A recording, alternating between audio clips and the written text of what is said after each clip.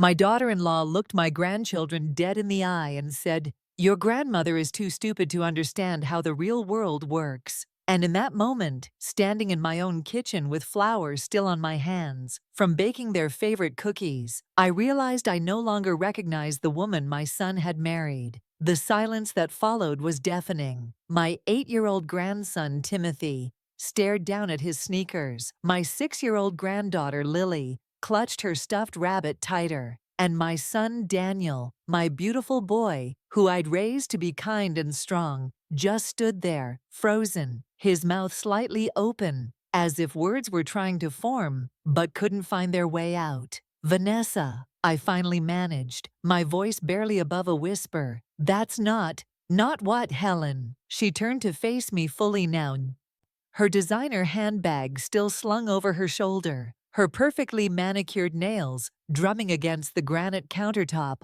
I'd saved for years to install. "Not true? You still use a checkbook. You don't understand cryptocurrency. You think Facebook is new technology. The kids need to learn that not everyone keeps up with the times." The words hit me like physical blows. This was my home. These were my grandchildren. And this woman, this person I'd welcomed with open arms 5 years ago, was dismantling my dignity brick by brick while they watched. "Mom makes way more money than Grandma ever did," Vanessa continued, addressing the children now, her voice taking on that saccharine tone she used when she wanted to sound educational. "That's because she's smart about modern things. Your grandmother is, well, she's from a different generation." Timothy's lower lip trembled. He loved our baking days, our garden walks, our trips to the library, where I'd let him check out as many books as he could carry. Now he was watching his grandmother being reduced to nothing more than an outdated appliance. "I think we should go," Daniel finally said, but his voice was weak, defeated. He wouldn't meet my eyes. "We just got here," I said, hating how desperate I sounded. "The cookies are almost done." Timothy wanted to show me his science project. "The kids have tutoring," Vanessa cut me off, already ushering them toward the door. "Advanced placement prep. Not that you'd understand the importance of competitive academics." And just like that, they were gone. The door closed with a soft click that somehow felt louder than if she'd slammed it.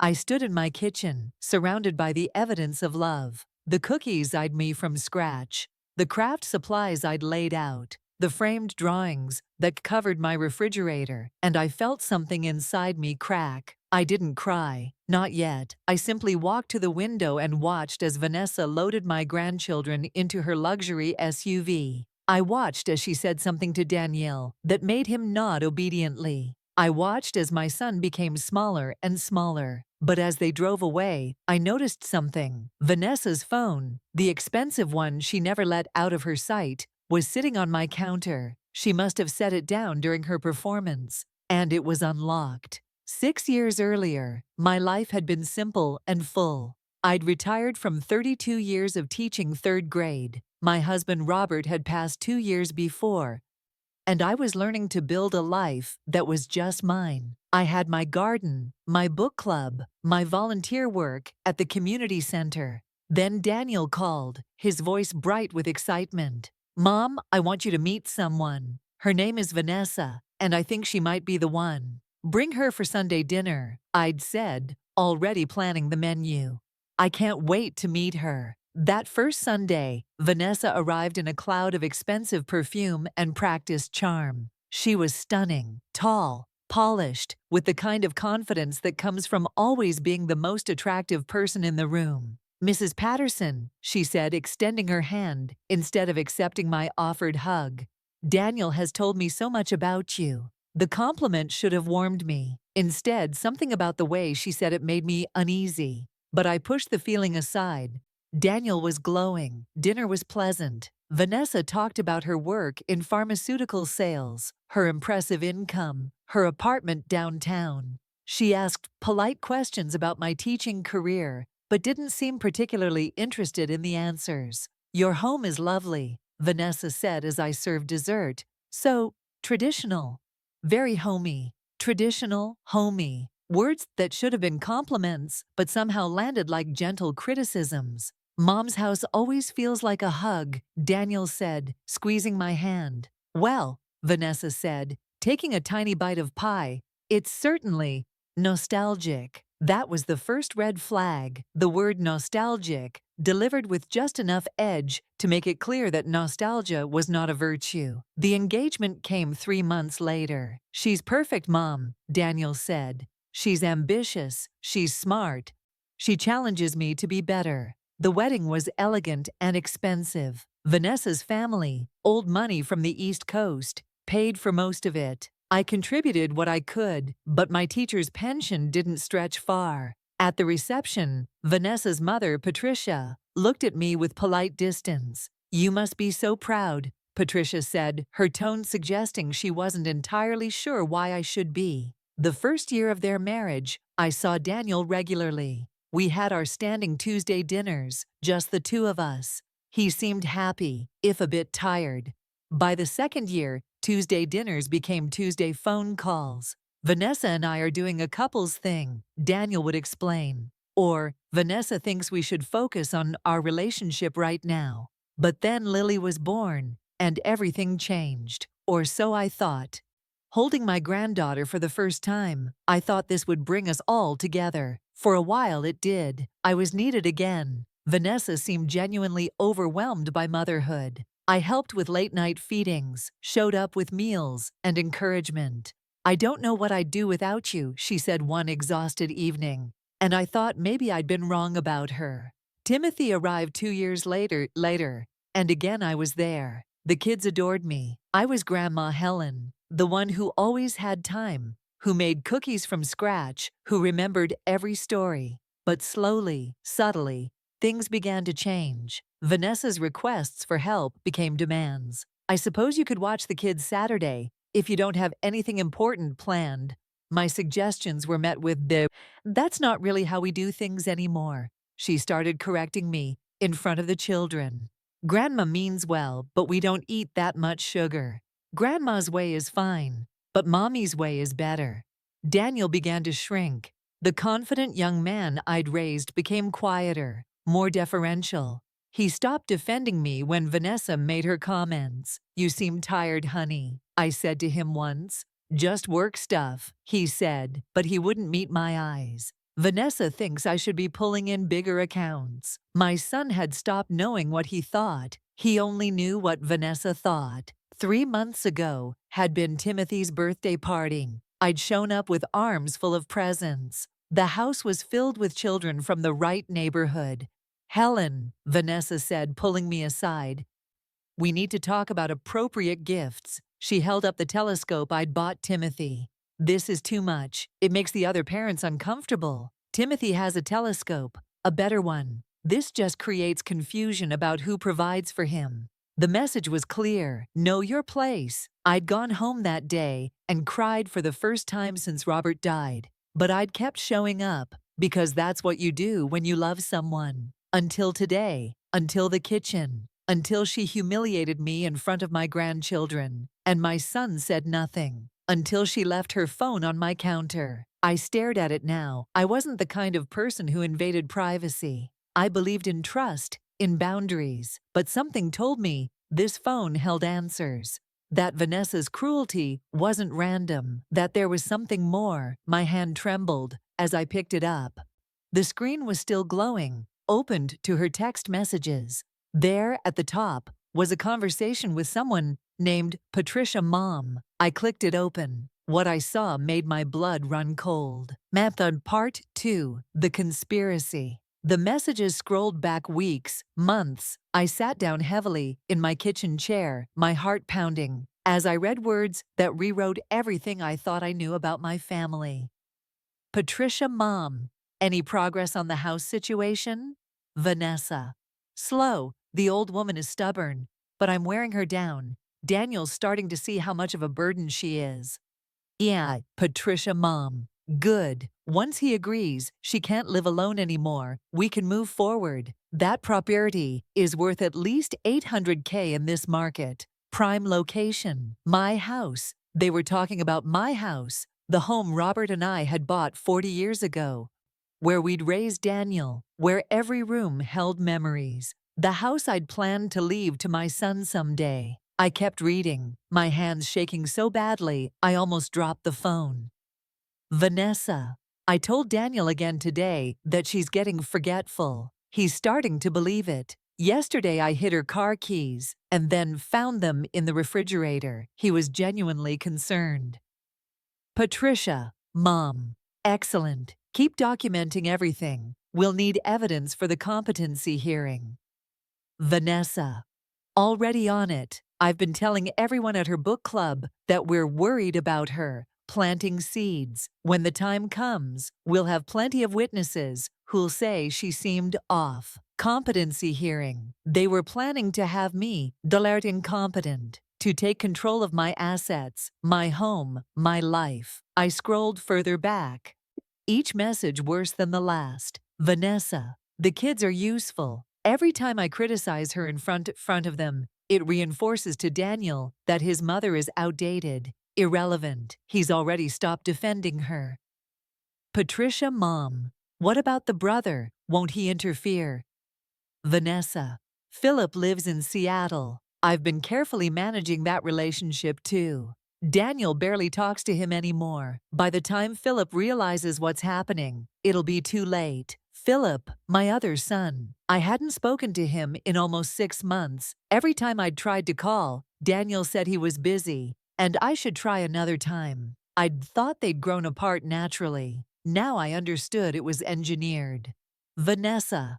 The grandmother act is exhausting, but it's necessary. The more indispensable I make myself, the more Daniel sees his mother as expendable. She's served her purpose. Free child care, emotional support. Now she's just in the way. I felt bile rise in my throat. Every moment of tenderness, every time I'd helped with the children, every sacrifice I'd made, it had all been calculated. She'd used my love as a weapon against me. There were messages about money, too. Vanessa had been systematically encouraging Daniel to distance himself from me financially. She'd convinced him to remove me as a beneficiary on his life insurance. She'd talked him out of helping me with a roof repair last year, telling him I needed to learn to be independent. But the worst messages were the recent ones. Patricia. Mom. Timeline? Vanessa. 6 months, maybe less. I'm escalating the narrative. Today, I humiliated her in front of the kids. Daniel just stood there. He's completely conditioned now. Next week, I'll suggest she's becoming a danger to the children. Maybe stage something. A forgotten stove, a near accident. Then we move on the mental competency evaluation. Patricia. Mom. And if she fights it? Vanessa. She won't. By the time she realizes what's happening, Daniel will have power of attorney. We'll have her in a state facility within a month. The house can be sold immediately. Split 50-50, as agreed. As agreed, Patricia was in on this. Vanessa's own mother was helping her steal from me, manipulate my son, and destroy my family. I scrolled to the very beginning of their conversation, nearly a year ago. Patricia. Mom. Remember, darling, marriage is an investment. Daniel's mother has significant assets and no other family to complicate inheritance. The house alone would fund the children's entire college education. Vanessa. I know, Mother, but she's more stubborn than I expected. Duh. Patricia. Mom. Then you make her smaller, piece by piece, until she's nothing. I did it with your father's mother. It took 3 years, but we got the Cape Cod property. This is no different. They'd done this before. This wasn't just cruelty. It was a pattern, a strategy they'd perfected. My phone rang, and I jumped. Daniel's name flashed on the screen. I answered, trying to keep my voice steady. Mom, Vanessa left her phone at your place. We're coming back to get it. Of course, I said, my mind racing. How far away are you? About 15 minutes. We're just dropping the kids at her sister's place first. 15 minutes. I had 15 minutes to do something with the information I'd discovered. I opened my own phone and started taking pictures of Vanessa's screen. Message after message, I captured the evidence. My hands were steadier now. driven by purpose rather than shock. This was like grading papers, methodical, careful, thorough. I photographed everything: the messages about the house, the competency hearing, the staged incidents, the manipulation of Daniel, the isolation from Philip. I even found messages about how Vanessa had been secretly meeting with a lawyer who specialized in elder care and estate planning. Then I found something else: a separate conversation with someone named R. Mitchell, SQ. Vanessa. How solid is the case? R. Mitchell, escrito. With the documentation you're providing and your husband's testimony about her declining mental state, very solid. Judges tend to side with concerned family members. Once we have the evaluation showing cognitive decline, power of attorney is almost guaranteed. Vanessa. And if she has her own lawyer? R. Mitchell, escortiu. On a teacher's pension, unlikely she can afford effective representation. Most court-appointed advocates in these cases are overworked and underprepared. This should be straightforward. They'd thought of everything, every angle, every possible defense I might mount. They'd assumed I'd be too old, too poor, too trusting to fight back. They'd assumed wrong. I heard a car in the driveway, not Daniel's sedan, a different vehicle. Through the window, I saw a black Mercedes. Vanessa must have come back alone. I quickly sent all the photos to my own email, then to Philip's email address that I still had saved. Then on impulse, I sent them to my friend Dorothy from book club. She was a retired paralegal. If anything happened to me, someone else would know the truth. The doorbell rang. I carefully placed Vanessa's phone back on the counter, exactly where she'd left it, then walked to the door. My heart was pounding, but my hands were steady. Knowledge is power, and I now held all the cards. I opened the door. Vanessa stood there, her smile perfect and cold. "Helen, I'm so sorry to bother you again. I realized I left my phone." "Of course," I said, stepping aside. "It's on the counter." She walked past me, her heels clicking on the hardwood floor Robert had refinished by hand. She picked up her phone, checked it quickly, looking for messages, I realized, and seemed satisfied that nothing was amiss. "You know," she said, turning to face me, "I think we should talk about what happened earlier." "Should we?" I kept my voice neutral. "I may have been a bit harsh.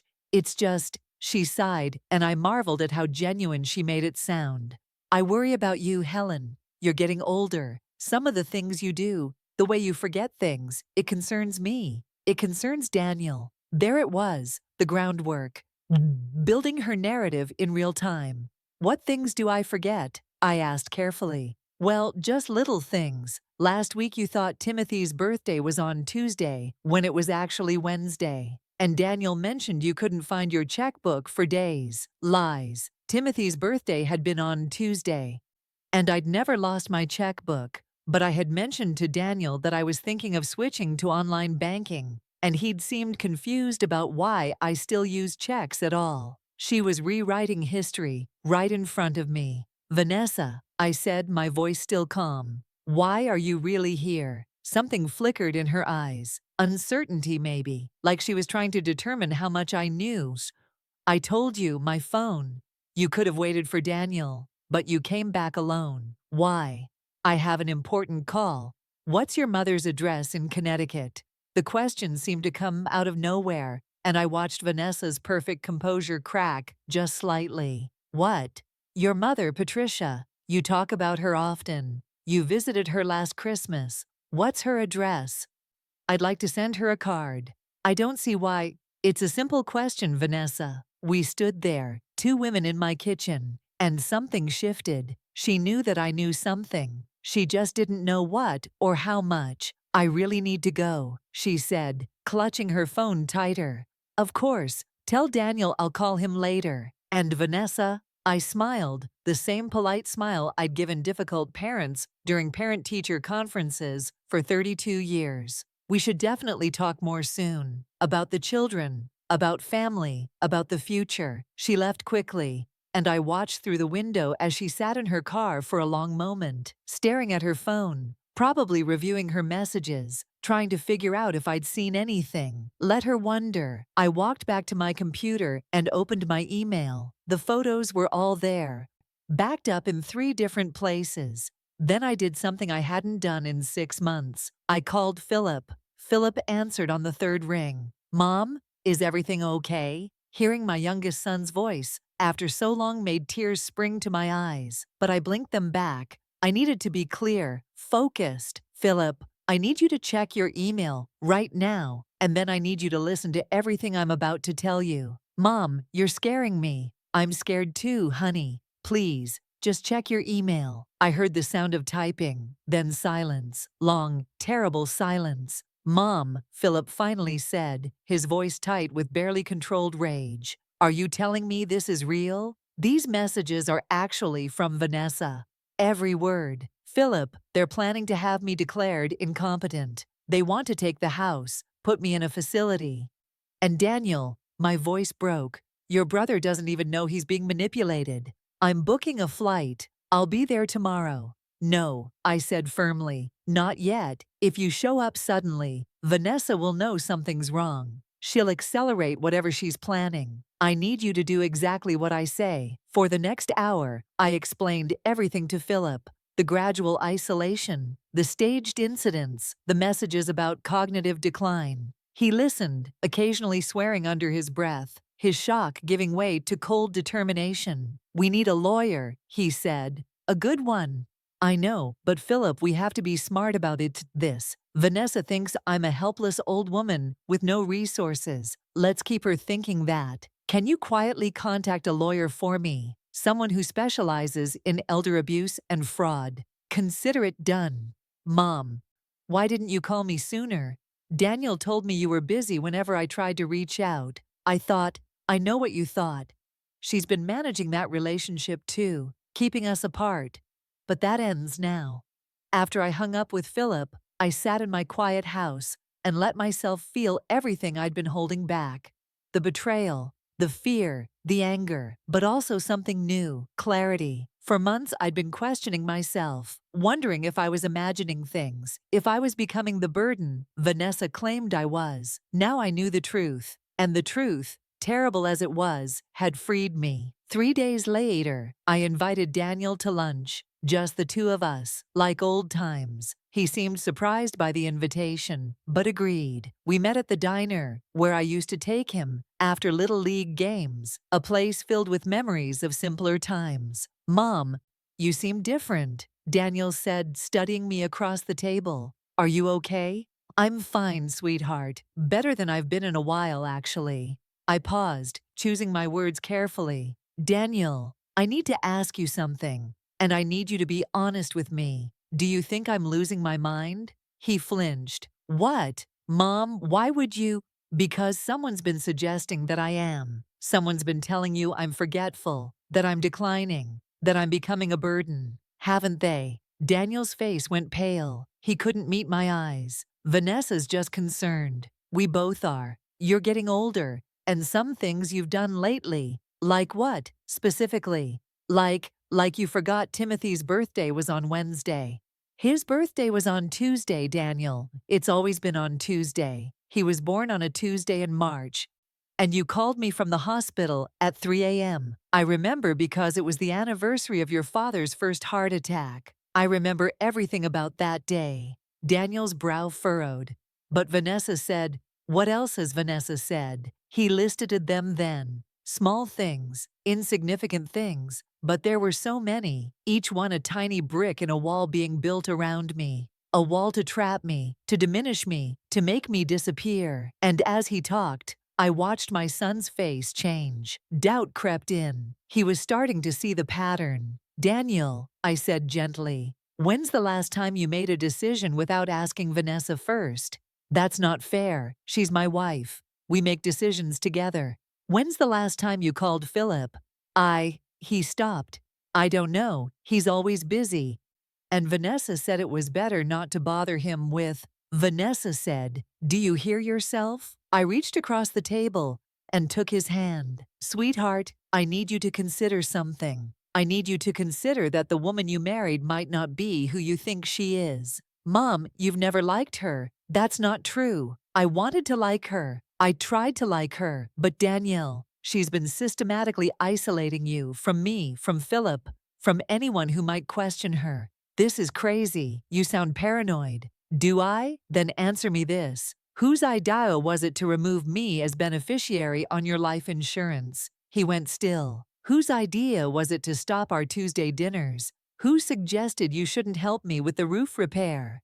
Who decided the kids needed advanced tutoring every time I had plans with them? Vanessa was just, she was helping me set boundaries. She said you were too dependent on me.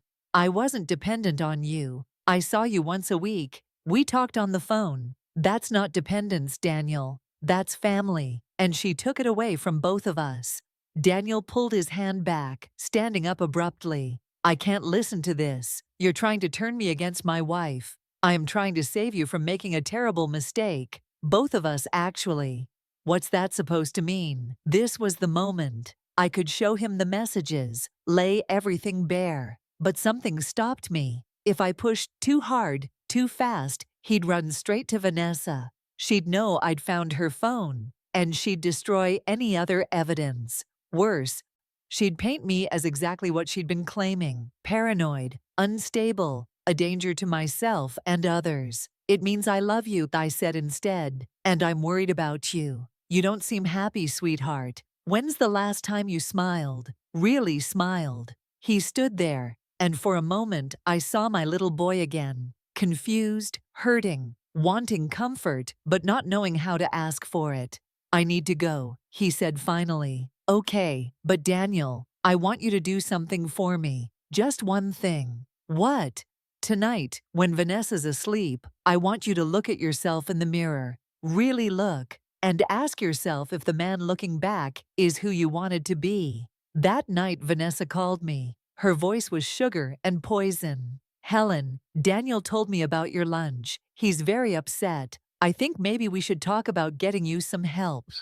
There are wonderful facilities for seniors who are experiencing confusion. I'm not confused, Vanessa. Of course you don't think so. That's part of the problem. But Daniel and I have been discussing it, and we think it's time to be proactive about your care. We've already scheduled an appointment with a geriatric specialist, someone who can evaluate your cognitive function. There it was, the trap springing closed, exactly as she'd planned in her messages. That's very thoughtful, I said, keeping my voice mild, but unnecessary.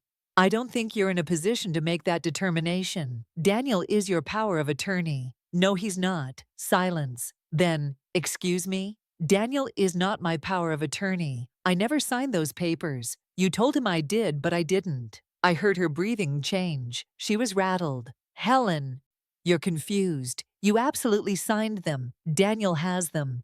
Does he? I'd love to see them, because I never signed anything. And if someone forged my signature, well, that's a crime, isn't it? More silence. I think you should come over tomorrow, Vanessa said, her voice hardening. We need to sort this out. All of us, as a family. I agree. Let's do that at 2 o'clock? Fine, 2 o'clock. She hung up without saying goodbye. I immediately called Philip. She's making her move. Tomorrow at 2. Can you be here? I'm already here, Mom. I flew in this morning. I'm at a hotel downtown. I've also got someone with me, Monica Chen. She's a lawyer who specializes in this kind of thing. She's reviewed everything you sent me. Mom, what Vanessa's doing? It's textbook elder abuse and fraud. Can we prove it? With those messages? Absolutely. But Mom, there's something else. Monica did some digging. This isn't the first time Vanessa's done this. My blood ran cold. What? Her first husband, Gerald Whitmore, died 5 years ago in a suspicious fall. He'd recently changed his will, leaving everything to Vanessa instead of his adult children from his first marriage. The kids tried to contest it, claimed Vanessa had isolated their father and manipulated him. But they couldn't prove it, and Vanessa walked away with a $2 million estate. Oh my God, Daniel has $1 million life insurance policies that Vanessa is the sole beneficiary of. Mom, I don't think she's planning to just take your house. I think she's planning something worse. The room spun. Vanessa wasn't just a con artist, she was dangerous. And my son was married to her, living with her, trusting her. We need to tell Daniel, tonight, now. We will. Monica's coming with me tomorrow. We'll lay it all out, show him everything. But Mom, you need to understand, he might not believe us. She's had years to condition him. He might choose her. Then we save him anyway, even if he hates us for it. The next day at 1:45 p.m., I wasn't alone. Philip was in my bedroom. Monica Chen, a sharp-eyed woman in her 40s, was in my study. And in my living room, hidden in my bookshelf, was Philip's phone, recording everything. When the doorbell rang at precisely 2 o'clock, I took a deep breath and opened the door. Vanessa stood there with Daniel beside her. But she wasn't alone either. Behind them stood a man in a suit, carrying a briefcase. "Helen," Vanessa said with a smile that didn't reach her eyes. "This is Dr. Raymond Foster. He's a psychiatric specialist. We thought it would be helpful to have him evaluate you today. Given your recent paranoia and confusion, we're concerned you might be a danger to yourself." I looked at Daniel. My son wouldn't meet my eyes. "I see," I said. "Well, since we're bringing professionals to this meeting, I've invited someone too." Monica stepped out of the study. "This is Monica Chen," I said. "She's an attorney specializing in elder abuse, fraud, and exploitation. I believe you two have a lot to discuss." Vanessa's face went white, and that's when Philip stepped into the hallway. "Hello, brother," he said to Daniel. "We need to talk." Bar Part 4, The Reckoning. Daniel looked between Philip and me, confusion and anger warring on his face. "What is this, some kind of intervention?" "Yes," I said simply. "But not for me." Vanessa recovered quickly, her mask sliding back into place. "Helen, this is inappropriate. Dr. Foster is here to help you." "Dr. Foster can leave," Monica said crisply, stepping forward, "unless he wants to explain to the medical board why he agreed to perform involuntary psychiatric evaluation without proper cause or legal authority." The doctor's eyes widened. He looked at Vanessa, then at Monica's business card, then back at Vanessa. "Mrs. Patterson, you said this was a consensual evaluation." "It's fine," Vanessa said through gritted teeth. "There's been a misunderstanding. Thank you for coming, doctor." He left quickly, practically running to his car. "Now then," Monica said, gesturing to my dining room. "Shall we all sit down and have an honest conversation?" For a moment, I thought Vanessa would bolt. Her eyes darted to the door, calculating. But she was too smart for that. Running would be an admission of guilt. "Of course," she said smoothly, walking into my dining room like she owned it. "Though I'm not sure what we have to discuss with a lawyer present. This is a family matter." "That's exactly what makes it a legal matter," Monica said, opening her briefcase. "Family exploitation is still exploitation." We all sat. Daniel kept looking at me, betrayal written across his face. He thought I'd ambushed him, attacked his wife. He didn't understand yet that I was trying to save his life. Monica spread photographs across the table, screenshots of every message I'd captured from Vanessa's phone. "Mrs. Patterson," Monica said, addressing Vanessa directly. "Do you recognize these text messages?" Vanessa barely glanced at them. "I have no idea what those are. Anyone could have fabricated. They're from your phone, time-stamped, with metadata. I've already had them authenticated by a digital forensics expert." Monica slid a document across the table. "This is his report." Daniel reached for the photos. Vanessa tried to stop him, placing her hand over his, but he pulled away. I watched my son's face as he read, watched understanding dawn slowly, then horror, then rage. "What is this?" His voice was barely a whisper. "Vanessa, what is this?" "Daniel, sweetheart, you know how your mother feels about me. She obviously broke into my phone, fabricated these. You were planning to have her declared incompetent," Daniel said, his voice rising. "You were planning to take her house. You called her the old woman. You said she was a burden. I never— It's right here." He slammed his hand on the table. "Your name, your number, my messages to your mother about stealing from my mother." "Daniel, you're not thinking clearly." No, I haven't been thinking clearly for years. He stood up, backing away from her like she was something toxic. Tuesday dinners, you said Mom was becoming too dependent. Philip, you said he was too busy to talk to me. But you were the one keeping us apart. The life insurance, the power of attorney papers that apparently don't exist. Jesus Christ, Vanessa, what have you done? I was protecting you, Vanessa said, standing now too, her voice taking on a desperate edge. Your mother was manipulating you, draining your resources. She's my mother. She raised me.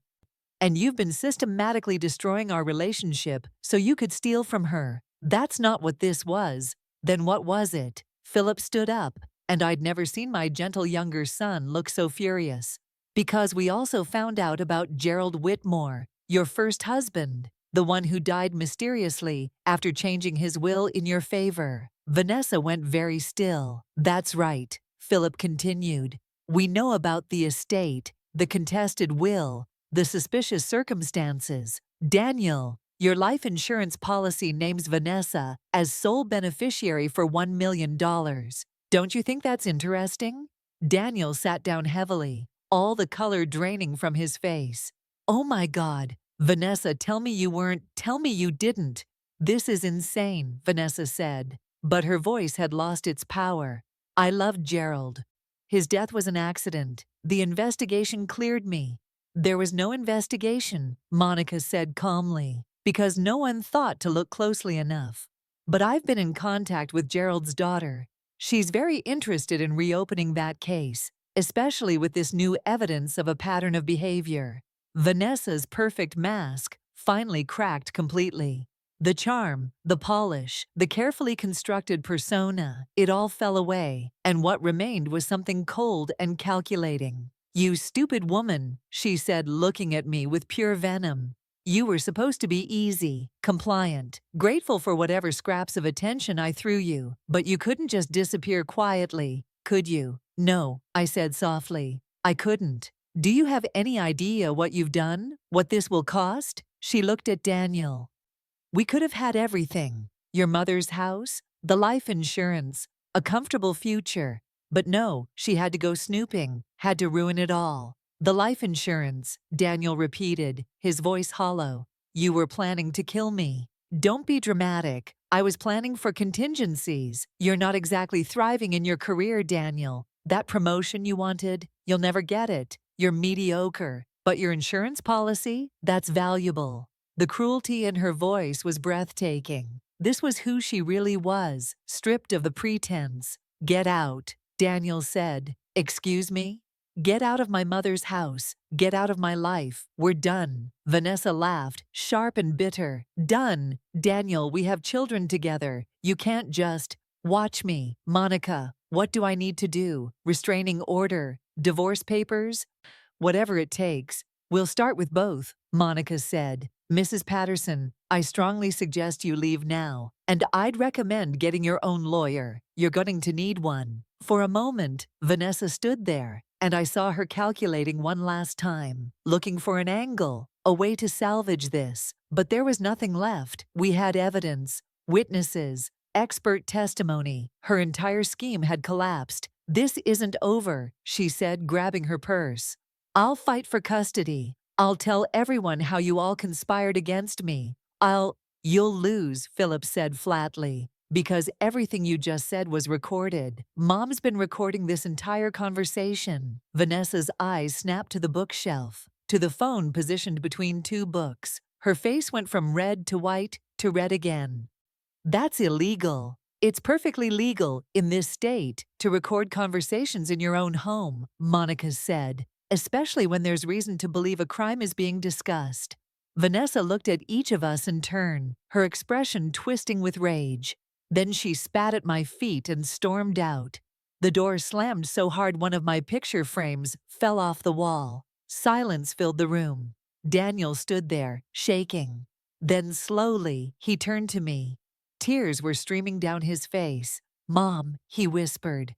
Mom, I'm so sorry. I'm so sorry. I went to him then, and my son collapsed into my arms the way he used to when he was small, and the world felt too big. He sobbed against my shoulder while Philip joined us. And we stood there, the three of us, a family being stitched back together. The weeks that followed were difficult. Daniel filed for divorce and an emergency custody order. Vanessa fought viciously, but the evidence against her was overwhelming. The text messages, the recording, Monica's investigation into Gerald Whitmore's death, it all painted a picture of someone dangerous and calculating. The custody hearing was brutal. Vanessa tried to claim I'd poisoned Daniel against her, that the messages were fabricated, that she was the victim. But Timothy and Lily, when interviewed by the court-appointed guardian, told stories of their mother coaching them to say bad things about Grandma, of being told to act disappointed when they visited me. Mommy said Grandma was going away soon, Lily told the guardian. She said we wouldn't have to pretend to like her cookies anymore. The judge awarded Daniel full custody. Vanessa got supervised visitation twice a month. But the real revelation came when the police, prompted by Gerald Whitmore's daughter, reopened his case. They found evidence that had been overlooked 5 years ago, evidence that suggested his fall hadn't been accidental. Vanessa was arrested on suspicion of murder. I didn't take joy in it. Watching someone's life unravel, even someone who'd tried to destroy mine, felt hollow, but I felt relief, justice, and most of all, I felt grateful that I'd acted when I did. 3 months later, my kitchen was full of life again. Timothy was at the counter, helping me roll out pie dough, getting flour everywhere, and laughing. Lily was in the garden with Philip, picking tomatoes and squealing every time she found a big one. Daniel stood at the stove, making his father's famous spaghetti sauce. He was different now, quieter in some ways, but stronger. Therapy was helping. He was learning to trust himself again, to hear his own voice. "Mom," he said, stirring the sauce, "I need to tell you something." "What's that, sweetheart?"